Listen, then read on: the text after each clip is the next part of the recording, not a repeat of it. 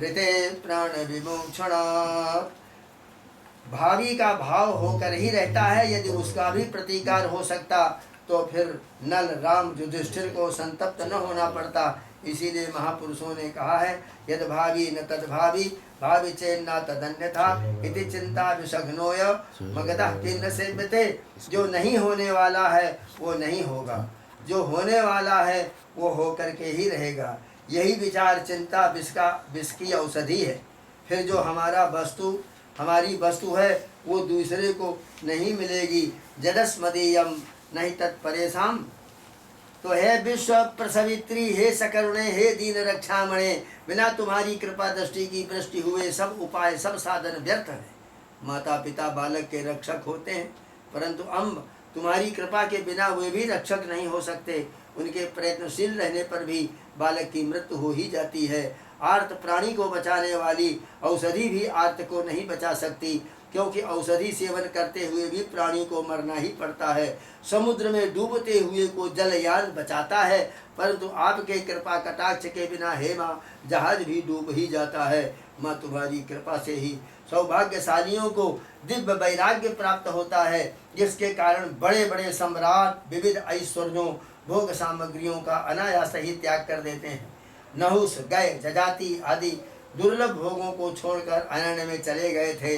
माँ आपकी कृपा कोल से ही ऋषियों ने निश्चय किया था, न सुखाल लभते सुखम, यानी सुख से सुख नहीं मिलता। विशेषकर ब्राह्मण का देह क्षुद्र काम के लिए नहीं, अपितु घोर तपस्या और कष्ट सहन के लिए ही होता है। कि ब्राह्मण का जो शरीर है, ब्राह्मणस्य हि देहोऽयं क्षुद्र का मायनेष्यते कृच्छाय तपसेश्चेहो प्रेत्यानंत सुखाय चो। जगदम्बा आपकी कृपा से ही वीतराग विश्वबंद महानुभाव परम सुंदरियों प्राण बल्लभाओं के मोहजाल से मुक्त हो सके थे। माँ यद्यपि आपके चरणों की ओर चलना बड़ा कठिन मालूम पड़ता है, बड़ा ही उबड़ खाबड़ गहन वन पर्वत सा मार्ग आपकी प्राप्ति का मार्ग है। विषयों का मार्ग बड़ा ही रोचक सुखकर प्रतीत होता है, परंतु जिस पर आपकी कृपा दृष्टि हुई, जो आपकी ओर चल पड़ा, उसके लिए कितना सुखद आपका मार्ग है। विषम मार्ग में चलने से मृग मरीचिका के समान लोभ मोह दुख ताप का अंत होता ही नहीं। ये विषय मोहक भीषण विषाग्नि ज्वाला के प्रतिम है। बिना आपके अंक में गोद में पहुँचे प्राणी को शांति होती ही नहीं। हे माँ, परंतु इसमें दोष किसका? प्राणी के अपने ही पापों का तो ये फल है, फिर दूसरों पर क्षोभ क्यों? जब तक शुभ कर्म है, आपकी अनुकूलता है, तब तक सभी साथी है, सुख साधन है। वही माता भ्राता कांता पति जो बड़े ही अनुरागी और प्रेम बस प्राण देने वाले होते हैं, वही कभी कभी अपरक्त विरक्त प्रतीत होने लगते हैं। पर ये अपने ही भाग्यों का दोष है, उन पर कुपित होना व्यर्थ ही है। माँ, अपार संसार समुद्र से पार करना, अपार शोक सागर ने से प्राणी का उद्धार करना आपके लिए क्या कठिन है? माँ, ये तो तुम्हारा खेल होगा, परंतु मादृश पशुओं का इससे परम कल्याण होगा। माँ, गजेंद्र की पुकार सुनकर, द्रौपदी का करुण क्रंदन सुनकर आप ही ने तो विष्णु रूप से दौड़कर उनका उद्धार किया। माँ, वस्तु स्थिति तो यह है कि लोग महासत्व और महापुरुष थे, उनका विवेक विज्ञान धैर्य की मात्रा अधिक ही थी, साथ ही उनमें सहन शक्ति भी अधिक रही होगी। आपके चरणों में प्रीति भी सुतराम उनकी अधिक थी। अपनी भक्ति के बल से वे आपको खींच सकते थे, किंतु माँ, मुझ दीन की ओर दृष्टि देकर देखेंगी तो बहुत ही अंतर है। माँ, अल्प सत्व अल्प धैर्य अल्प भक्ति अल्प शक्ति, मुझ दीन की तो माँ एकमात्र आप ही सहारा। माँ, कभी कभी आपकी माया से अविश्वास अनास्था अश्रद्धा का भी उपद्रव चलता है। हे माँ माहेश्वरी, हे दयार्णव स्वरूपे, मेरा तो आपके दया कण से ही उद्धार हो सकता है, फिर मेरी बारही ये अनुदारता क्यों? दुर्भाग्य एवं अविवेक विमोह राग की स्थिति में प्रकृति के कण कण उद्वेदक होते हैं। कभी कभी दूसरों के अनुकूल भाव भी भ्रांति के प्रतिकूल ही प्रतीत होते हैं। शत्रु को मित्र, मित्र को शत्रु, रक्त को विरक्त और विरक्त को एक समझने की भी भूल होती है। परिस्थितियां भी सबकी पृथक होती हैं, किंतु माँ, जब हम अपना ही मन अपने बस में नहीं कर पाते तो दूसरों के मन पर हमारा अधिकार हो जाए, ये आशा भीषण दुराशा है।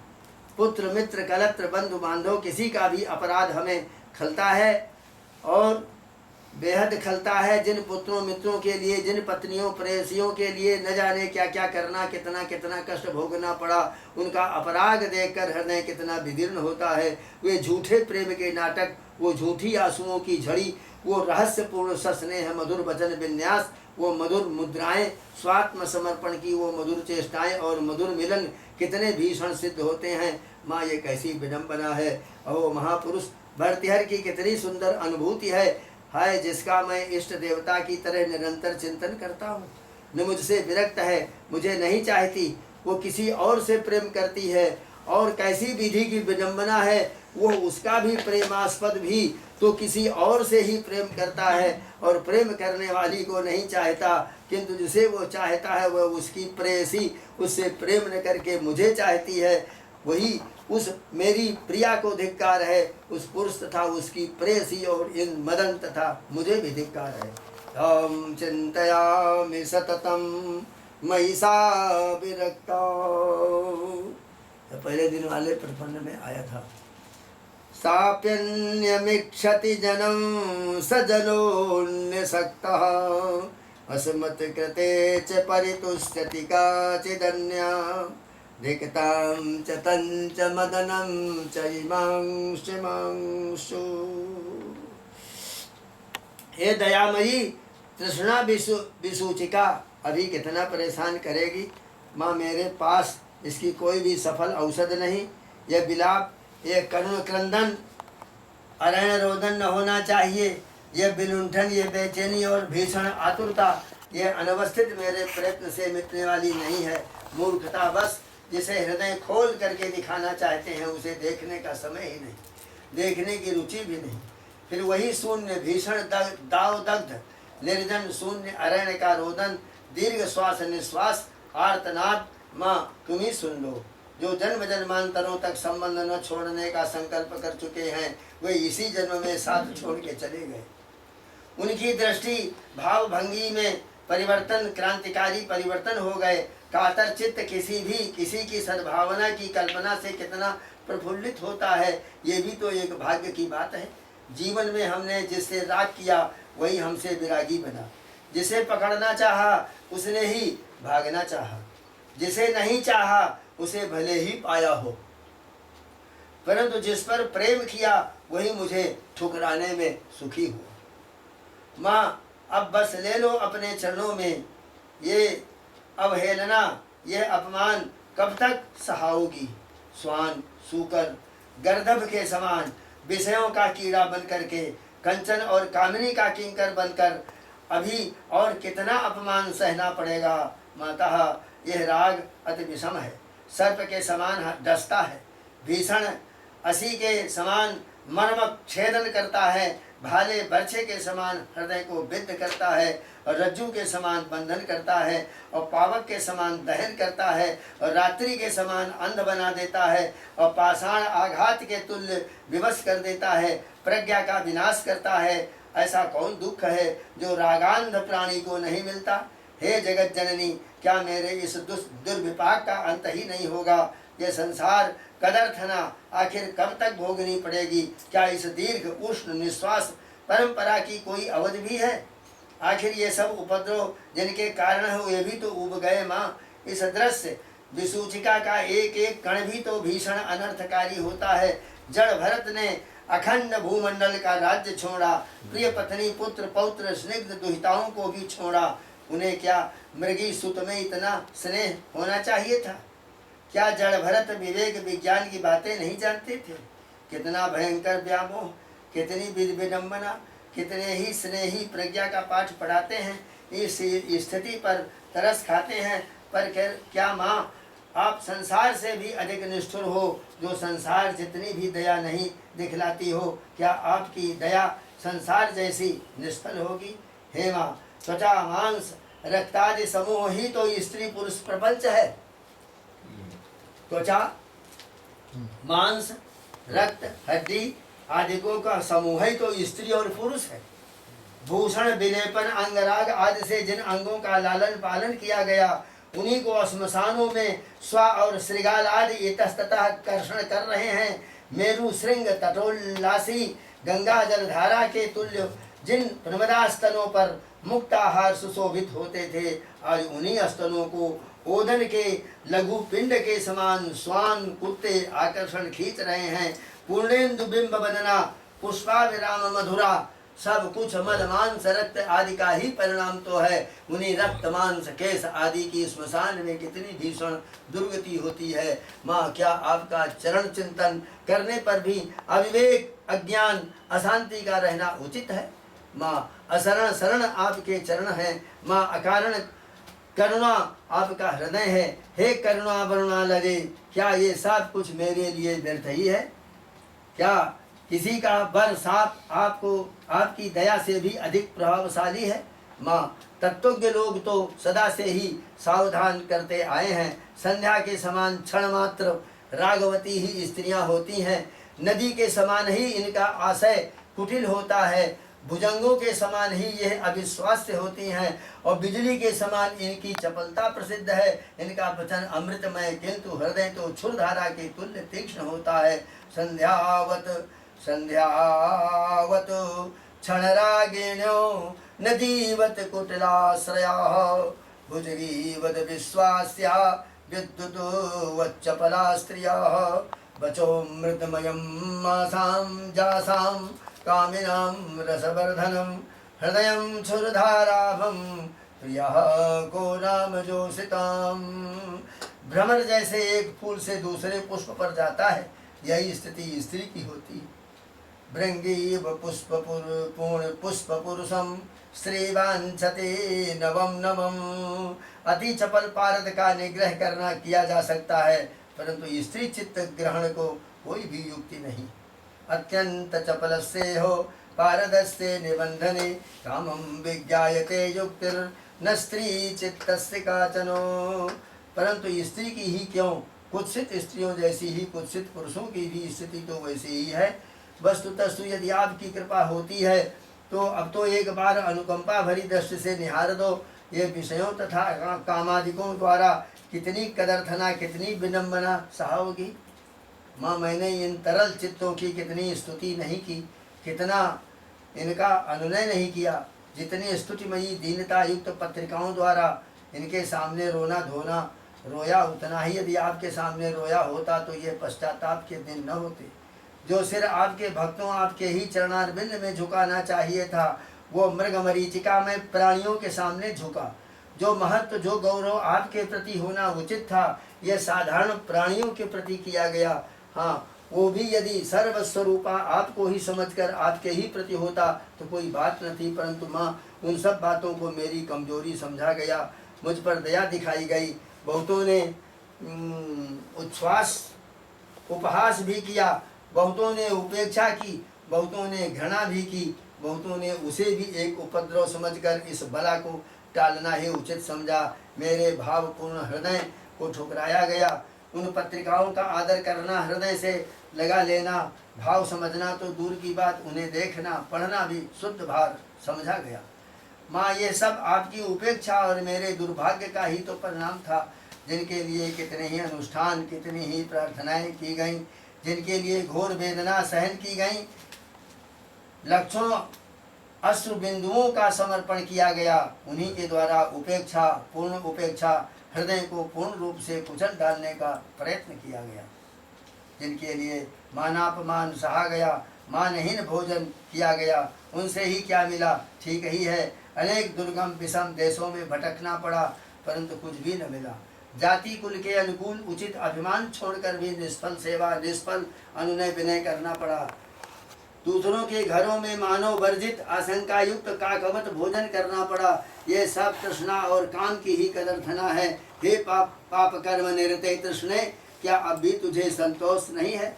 भ्रांतम देश मनेक दुर्ग विषयों, प्राप्तम न किंचित फलम, त्यक्त्वा जाति कुलाभिमान मुचितम, सेवा कृता निष्फला, भुक्तम मान विवर्जितं परगृहे, स्वाशंकया काकवतो, तृष्णे जृम्भसि पाप कर्म विरते, नाव्यापि संतुष्यति। बहुत दूर का विषय अभी है, इसको यही छोड़ देते हैं, दूसरे दिन पूरा करेंगे। हाँ लंबा तो गंभीर है, गंभीर विषय है अभी इसका उपसंहार तो हो। भक्ति सुधा, हाँ? भक्ति सुधा, भक्ति सुधा बहुत बड़ा ये है, रासलीला का पूरा प्रकरण है, सुनाएंगे तो। सरपाती जी महाराज जी का है, सरपाती जी का है ना? सरपाती जी का खोलो ना।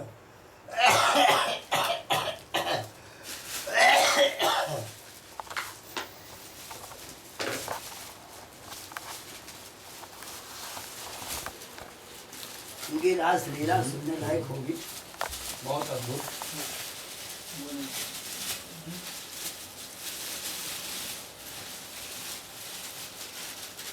बंद करो, बंद करो इनको।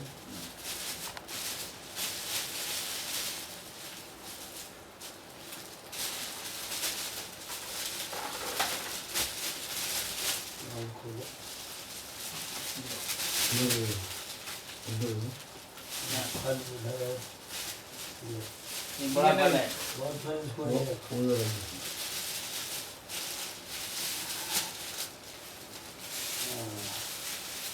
जाओ रोज निकाल दो, लाइन की लाइन पूरी दे दो।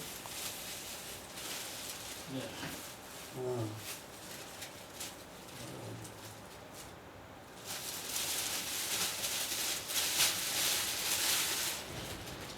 जय राम श्री यस्य मारोग्यमाविधात् ओमानं महीयते धान्यं धनं पशुं पुत्रलाभं संवत्सरं दीर्घायु।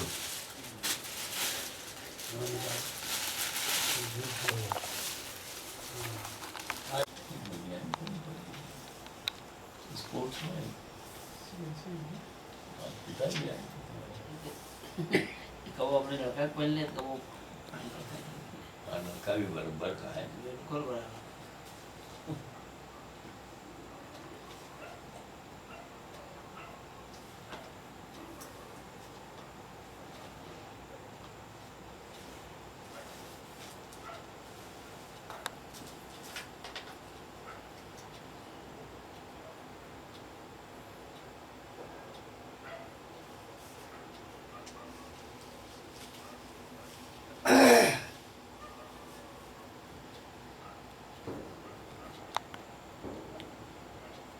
नारायणं नमस्कृत्य नरं चैव नरोत्तमं देवीं सरस्वतीं व्यासं ततो जयमुदीरयेत्।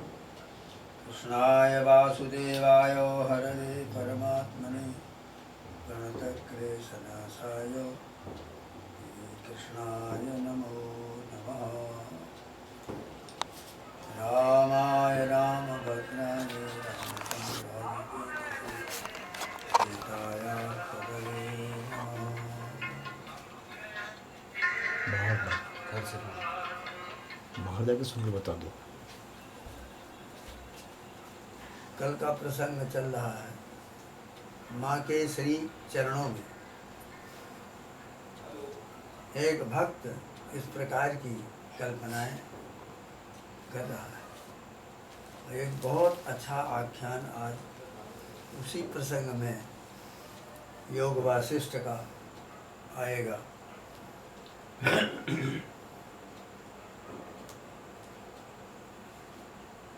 माँ से ही भक्त की पुकार है।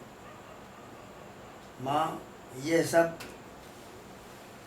आपकी उपेक्षा और मेरे दुर्भाग्य का ही तो परिणाम था, जिनके लिए कितने ही अनुष्ठान, कितनी ही प्रार्थनाएं की गईं और जिनके लिए घोर वेदना सहन की गई, लक्षों अश्रु बिंदुओं का समर्पण किया गया।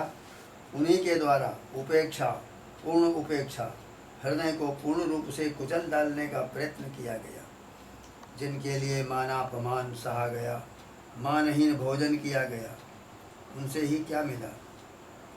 ठीक ही है, अनेक प्रकार अनेक दुर्गम विषय देशों में भटकना पड़ा, परंतु कुछ भी न मिला। जाति कुल के अनुकूल उचित अभिमान छोड़कर भी निष्फल सेवा, निष्फल अनुनय विनय करना पड़ा। दूसरों के ग्रहों में मानव वर्जित आशंका युक्त काकवत भोजन करना पड़ा। ये सब तृष्णा एवं काम की ही कदर्थना तो थी। हे पाप कर्म निरते तृष्णे, तेरा क्या अब भी तुझे संतोष नहीं है? भ्रांतम देशमनेक दुर्ग विषयं प्राप्तं न किंचित् फलम् त्यक्त्वा जाति कुलाभिमानमुचितं सेवा कृता निष्फला। भर्तृहरि का भुक्तं मान विवर्जितं परगृहे स्वाशंकया काकवतो तृष्णे जृम्भसि पाप कर्म निरते नाद्यापि संतुष्यति। खलों की आराधनाओं में तत्पर होकर उनके विविध उल्लापों को भी सहा, हृदय के आंसुओं को रोक कर शून्य मन से उनके उपहासों को भी सहा। माँ, आखिर जीवन भी तो क्षणभंगुर ही है। आदित्य के गमनागमन द्वारा प्रतिदिन ही तो जीवन क्षीण हो रहा है। वो कार्यभार गुरु व्यापारों से काल का बीतना भी कहाँ मालूम पड़ रहा है। माँ, जन्म जरा मरणादि भीषण विपत्तियों को देखकर भी त्रास उत्पन्न नहीं होता। माँ, सचमुच मोहमयी प्रमाद मदिरा से हम सभी उन्मत्त हो रहे हैं। आदित्यस्य गतागतैरहरः संक्षीयते जीवनं व्यापारैर्बहुकार्यभार गुरुभिः कालो न विज्ञायते।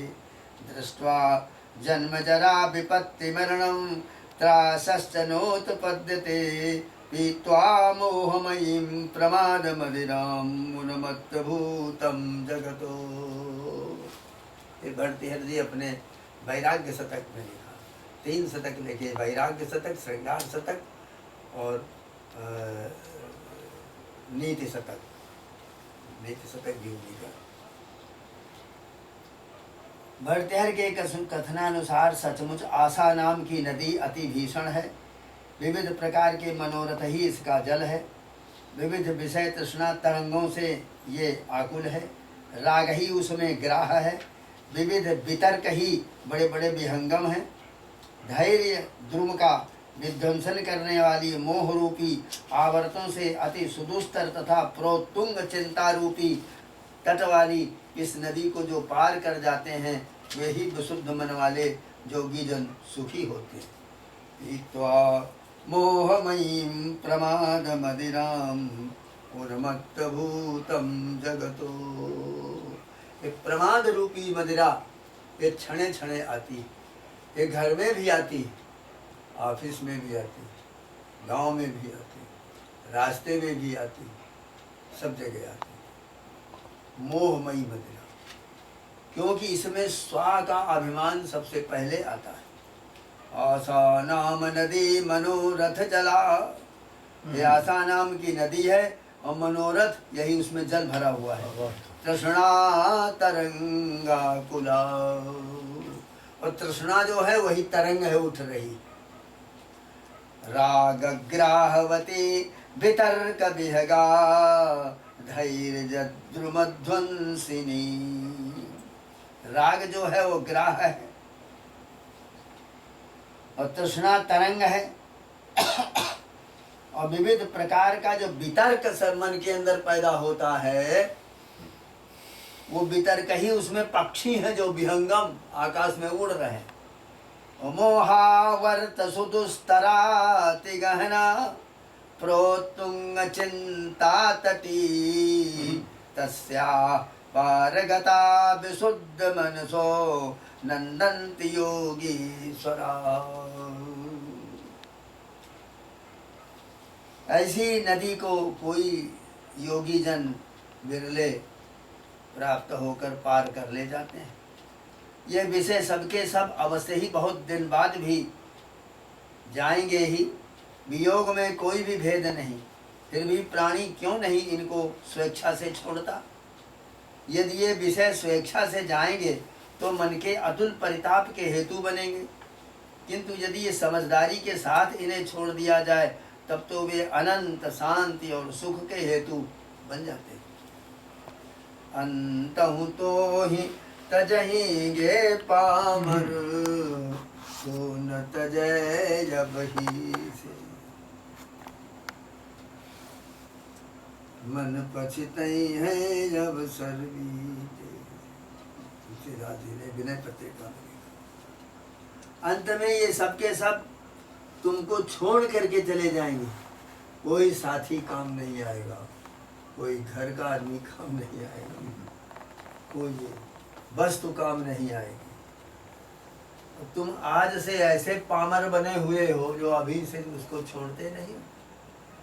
अवश्यम जातारस चिरतर मुखित्वा विषया वियोगे को भेदः, त्यजति न जनो जत स्वयममून् व्रजन्तः स्वातन्त्र्यात् अतुल परितापाय मनसः, स्वयं त्यक्त्वा सेते समसुखमनन्तं विदधति।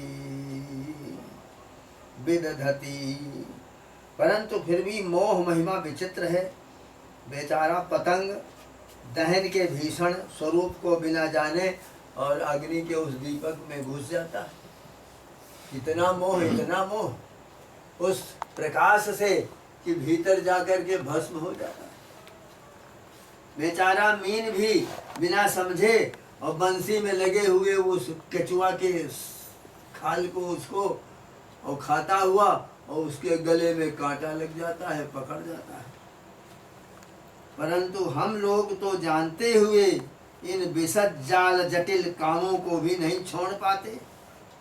अजानन माहात्म्यम पततु सलभस्तीव्र दहने, समीनोपज्ञानात् बडिसयुतमसनातु विसुतं, विजानन्तोऽप्येतद्द्वयमिह विसज्जाल जटिलान्, न मुञ्चामः कामा नः गहनो मोह महिमा। सचमुच जो विवेकी लोग विविध भोगों कांचन धनादिकों को अति निष्प्रियता के साथ छोड़ देते हैं, वे बड़ा दुष्कर कार्य करते हैं।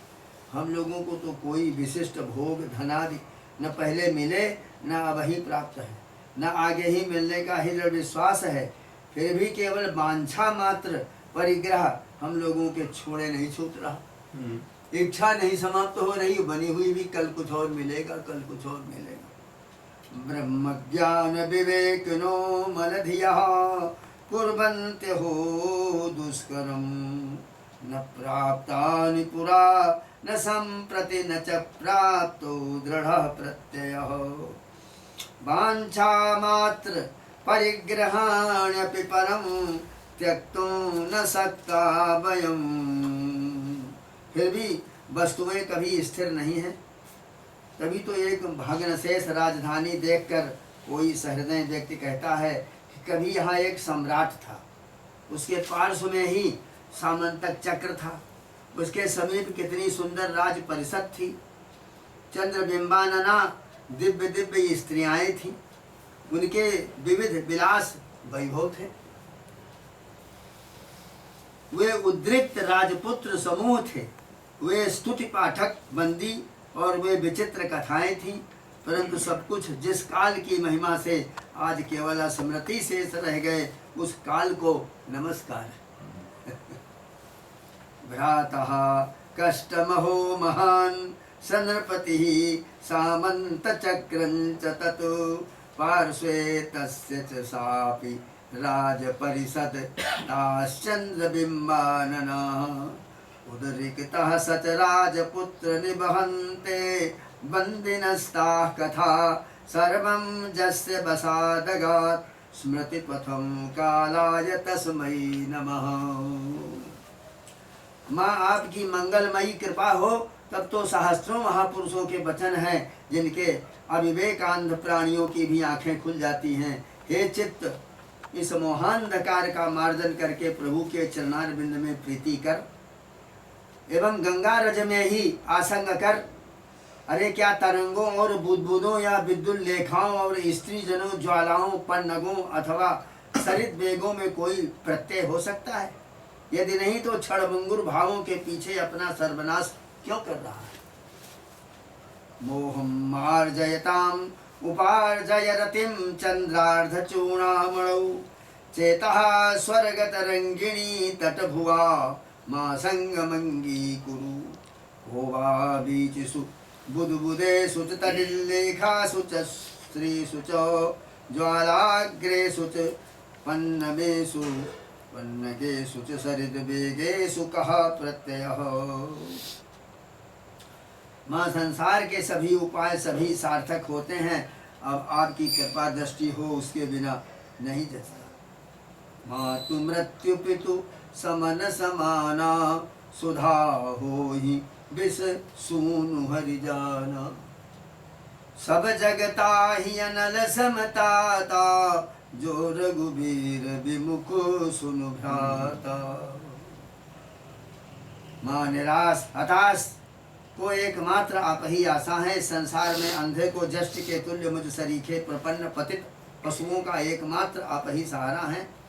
माँ भीषण संसार भले ही अत्यंत असत प्राय हो तथापि मैं अति संतृष्ट हूँ।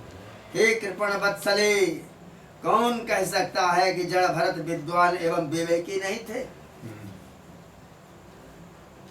जिसने अखंड भूमंडल का चक्रवर्तित्व छोड़ा, परम प्रिय ऐश्वर्य पूर्ण पट्ट रानियों और हृदया भिन्न पुत्र पुत्रियों का परित्याग किया, जड़ भरत वही एक दृश्य विसूचिका के बिंदु कण समुद्भूत हरिण सावक के माया मोह में फंस गया, सब त्याग करके गया। वो एक हरिण का बच्चा बहता हुआ जल में आया, उसको उठा लिया, कंधे में लगा लिया, उसी से मोह हो गया, दिन रात उसी में मोह। भृत्य वत्सले, यही तो है समुद्र पार कर गोपद में डूब जाने का उदाहरण कि समुद्र तो पार कर ही आया और गाय के खुर के बराबर पानी था, उसी में डूब गया। विदेह राज तनये माँ, कभी कभी प्राणी उत्कृष्ट से उत्कृष्ट वस्तुओं का त्याग कर देता है, परंतु कालांतर में वही नगण्य वस्तुओं का रागी बनकर के दीन हो जाता है और उन्हीं के लिए विविध विडंबनाओं का पात्र बनता है। किसी ने पान खा करके थूक दिया था, उसमें एक हीरे का टुकड़ा था, तो महाराज चले और उसको उठा लिया कि चलो इसको धो के रख लें, किसी समय ये काम आएगा। अरे ये क्या है? हे रे रे तथापि विषयान परित्यजन्ति। देखो सब इतना राज्य पाट सब छोड़ करके खजाना चले आ रहे हैं और ये छोटे से हीरे के टुकड़े में मोह हो गया। माँ मन का गुलाम, इंद्रियों का दास प्राणी विषयों का कीड़ा बन जाता है। माँ संपूर्ण कदर्थनाओं को जड़ माया ममता ही तो है। यदि आप चाहें तो क्या ये सब क्षण भर भी टिक सकते हैं? माँ वस्तुतस्तु आपकी कृपा के बिना ही मूढ़मती प्राणी के लिए संसार वज्रसार है। जैसे बाल कल्पित बेताल उसकी मृत्यु तक पीछा नहीं छोड़ता, वैसे ही ये स्वकल्पित संसार भी वज्र पंजर के तुल्य दुर्भेद्य बना रहता है। जैसे घोर संताप निदान आतप ही मृगों के जल भ्रम का कारण बन जाता है, वैसे ही असत्य ही जगत सत्यवत प्रतीत होता है। जैसे स्वप्न की मृत्यु असत्य होते हुए भी सत्य प्रतीत होती है, वही स्थिति हम इस भीषण दृश्य विसूचिका की है। कनक से अपरिचित प्राणी के लिए कनक निर्मित कनक कटक में कटक बुद्धि ही होती है। मूल भूल कर भी जिसमें कनक बुद्धि नहीं होती, ठीक उसी प्रकार यद्यपि निर्दृश्य परमार्थ दृक् का ही परिणाम नगर ग्रह नर नग नागेंद्र आदि प्रपंच है, फिर भी अज्ञ प्राणी को परमार्थ दृक् का प्रबोध नहीं होता। दृश्य मात्र दृक् ही है और परमार्थ दृक् से भिन्न कुछ भी नहीं है।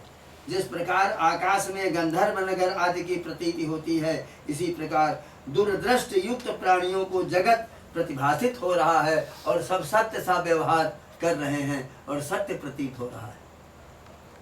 यह विश्व दीर्घ स्वप्न है और दीर्घ मनोराज्य है और दीर्घ चित्त विभ्रम मात्र है। ये संसार दीर्घ विभ्रम मात्र है, बहुत समय तक विभ्रम बना रहेगा। अनंत आदि युक्त दुरंत विश्व हिरण्यगर्भ का एक क्षुद्र स्वप्न ही तो है। चैत्य वर्जित चिन्ह मात्र स्वरूप ही परमाकाश पूर्ण रूप से आतत व्याप्त है। वही सर्वात्मा एवं सर्वशक्ति है। जैसे स्वप्न का दृष्टा स्वप्नपुर में जिन नर नागादि पदार्थों को जिस प्रकार जानता है, वे तत्क्षण ही उसी प्रकार उत्पन्न होते हैं। दृष्टा का चित्त स्वरूप ही स्वप्नाकाश में स्थित हो जाता है।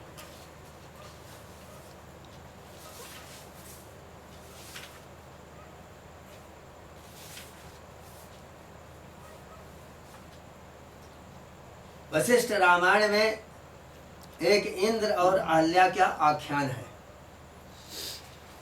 एक इंद्र और अहल्या। मगध देश में इंद्रद्युम्न का एक राजा था। चंद्रबिंब के तुल्य उसकी कमल लोचना रानी अहिल्या थी।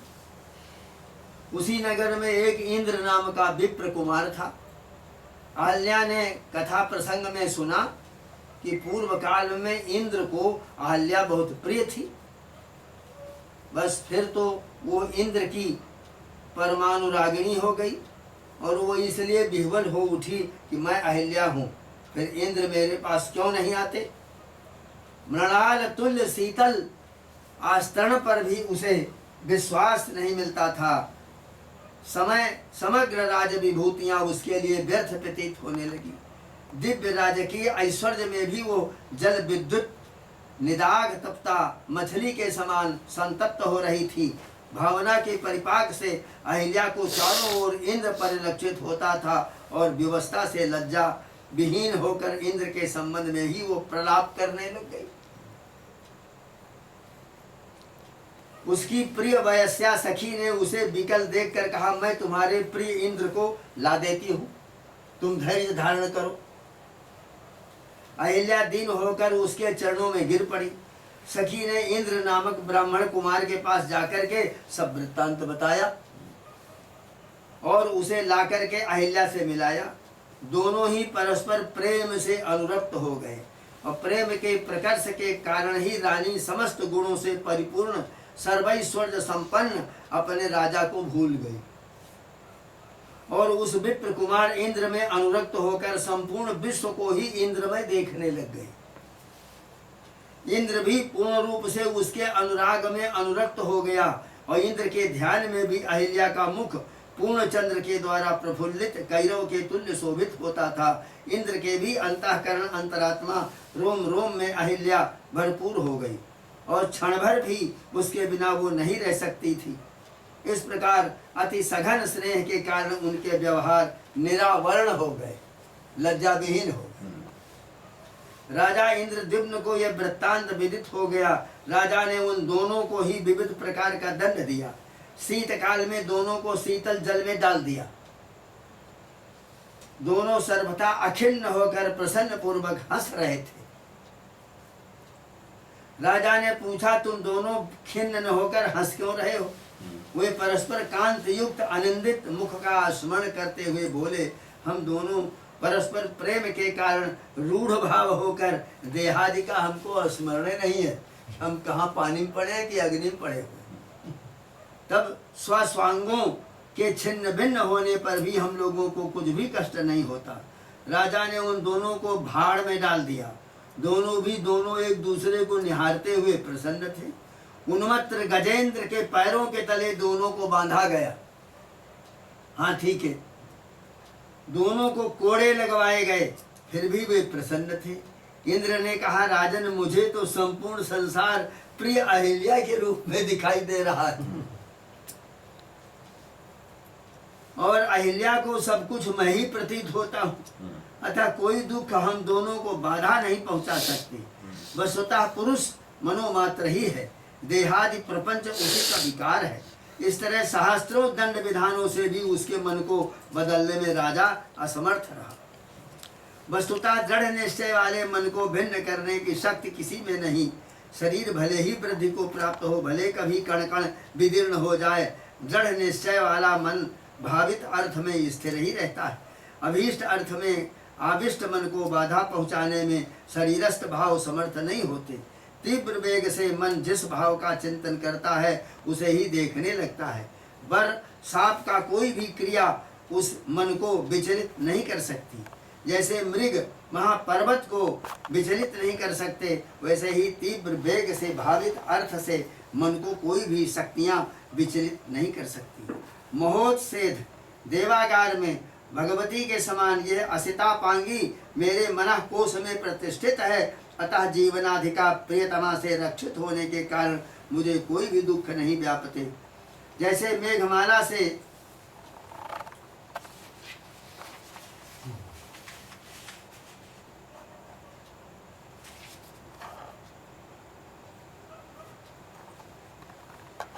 मेघमाला से प्रावृत पर्वत में ग्रीष्म दावाग्नि का दाह नहीं व्यापता,